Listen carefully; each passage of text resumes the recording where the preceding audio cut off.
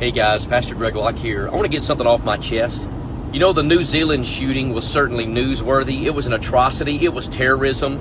And that idiot with a gun walked into those two mosques and killed those precious people. Muslim or not, it was wrong. And we ought to stand against it and speak against it. A lot of that stuff happens and it makes the news immediately. But you know what's not making the news? The hundreds of Christians right now that are dying in Nigeria at the hands of Islamic terrorists. I'm here to tell you, Christians dying, not just with guns, they're being slaughtered with machetes. Breitbart News is the only conservative outlet that's even covered it. No major news network. Oh, God forbid somebody kills a Muslim. God forbid somebody walks into a nightclub and kills a bunch of homosexuals. But let Christians get slaughtered. At least 11 a day, if you do the math. Hundreds of them, yea, thousands of them, and not one news camera, not one newspaper heading, not one article. Why? Because I'm here to tell you, the bias is not against Islam. The bias is not homophobia. The bias is believers. And guess what? We're not talking about white privileged believers either. That bunch of stupid nonsense. We're talking about black Christians. You hear me? Who's racist now? Leftist media. Black Christians being killed by black Muslims.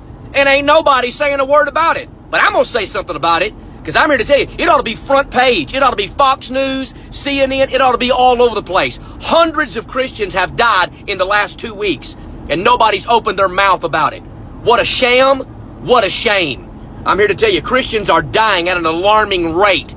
And all we can talk about is when some white nationalist Trump supporter kills some Muslims in New Zealand.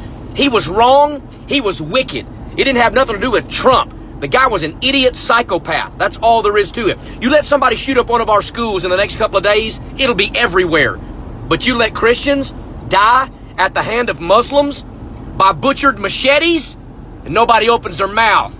Nobody states a peep about it. You know why? Because I'm here to tell you, the real prejudice is against Bible-believing Christianity. And it's not just in America, it's around the world. If that chaps your hide, unfollow my page right now. I'm here to tell you, I'm standing up for brothers and sisters that believe the Bible and support the gospel of Jesus Christ. And I'm here to tell you, they're dying. They are martyrs for Christ. They are heroes for the kingdom of God.